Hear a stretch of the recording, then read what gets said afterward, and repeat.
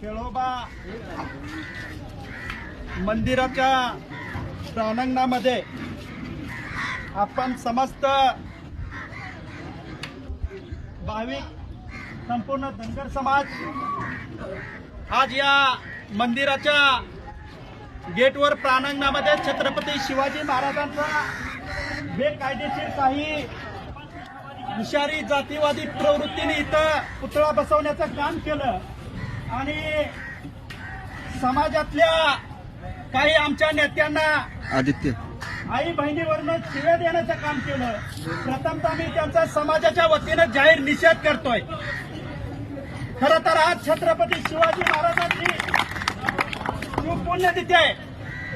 3 April 1680 ला महाराज आपल्यातून निघून गेले आणि छत्रपती शिवाजी महाराजांच्या स्वराज्यासाठी जीवाचं बलिदान देणारी 12 पगड या जातीतील बहुजनातील आम्ही धनगर आहोत आणि आज तागायत त्या छत्रपती शिवाजी महाराजांच्या समाधीला तुपाचा दिवा लावणारी आणि तिथं रायगडाची सेवा करणारी धनगर आम्ही आहोत. आम्हा धनगरांना छत्रपती शिवाय कुणी समजून सांगण्याचा प्रयत्न करू नये. मी 2-3 दिवस झालं इथल्या घडामोडी बघतोय आणि इथं जो पुतळा बसवलाय की जागा आमची आहे, मोजणी करूया. प्रशासनातल्या अधिकारी इथं कोण आहे? सर्वोच्च पोलीस अधिकारी. त्यांना माझा जाहीर सवाल आहे की हा पुतळा अधिकृत आहे का अनधिकृत आहे? आणि मग तुम्ही मोजणी कशाची करताय? अरे शेतामध्ये आपण शेती करणारे आहोत, सगळ्याच्या बांधाला बांध आहेत. अनेक जाती धर्माच्या शेती गावामध्ये एकमेकांना लागून आहेत आणि आपण बांधाला एखाद्या शेतामध्ये पीक उभं करत असताना सुद्धा थोडं बांध सारून पीक लावत असतो जेणेकरून दुसऱ्याच्या धानात ते जाऊ नये. बांध चालायला यायला राहिला पाहिजे. परंतु इथं बाकणुकीची या देवाची मोठी बाकणूक होते, हजारो भक्त येतात, इथं मिरवणूक होते आणि मिरवणुकीच्या ठिकाणी ज्या ठिकाणी महाराजांची पालखी जाते देवाची त्या ठिकाणी पुतळा बसवण्यात आला.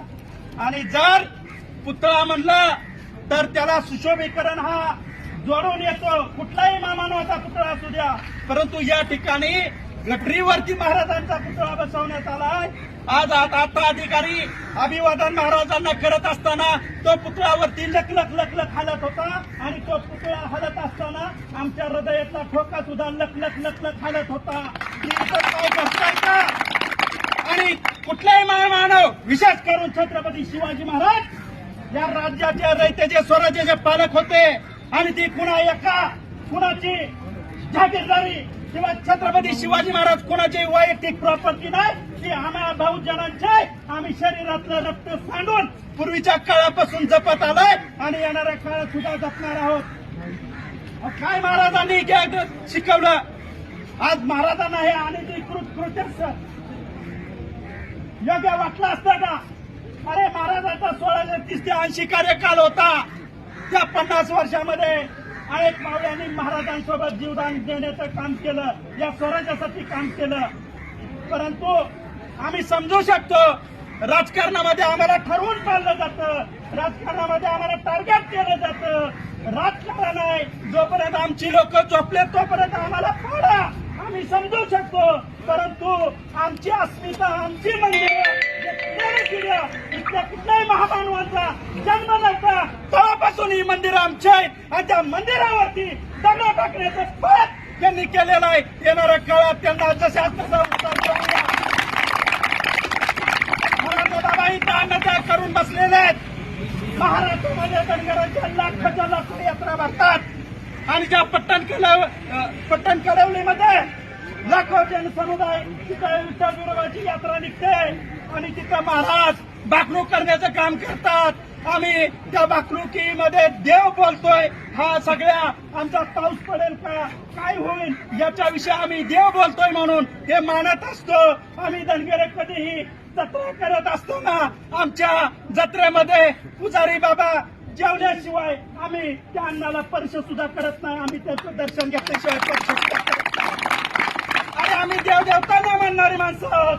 पिढ्याने पिढ्या आम्ही प्रामाणिक आहोत, आम्ही भोळे आहोत. परंतु महामानवाचे आणि विशेष करून छत्रपती शिवरायांचे आणून जर कोण वार करणार असेल, मला इथल्या आमदारांना, स्थानिक प्रशासनाला सांगायचं आहे आणि या सरकारलाही सांगायचं आहे, ही तमाशा कशासाठी तुम्ही लावलाय की इकडे काही बांधव बसलेत, तिकडे ते आम्हाला बांधव मानत नसतील म्हणून घोषणा देण्याचा प्रयत्न करतायत आणि हे कुणाला तरी धनगर आणि मराठामध्ये वाद लावायचा आहे, कुणाला याच्यामध्ये गुटगोळ्या होणार आहेत. सरकारला माझा जाहीर अहवाल आहे की तुम्ही पहिल्यांदा या ग्रामपंचायतने या आमच्या धनगर समाजाचा सरपंच असताना सुद्धा महाराजांच्या स्मारकासाठी 6 गुंठ जागा ग्रामसभेत दिलेली होती. त्या ठिकाणी महाराजांचा सन्मानपूर्वक पुतळा तिथं तुम्ही ठेवावा. जर इथं बाकरूक निघत असेल, जत्रा मोठी होत असेल, उद्या महाराजांच्या अंगावर बंडारा पडला तर यातलीच काय जातीवादी लोक महाराजांची विटंबना झाली म्हणून महाराजांचा आहे आणि याला जबाबदार हे शासन राहणार आहे. त्यामुळं पांडुरंगांना सर मी तुम्हाला सांगतो, या सरकारच्या जीवावर विश्वास दावू नका. 1-2 दिवसात काय होतंय बघा, अन्यथा जिथं जिथं महाराष्ट्रामध्ये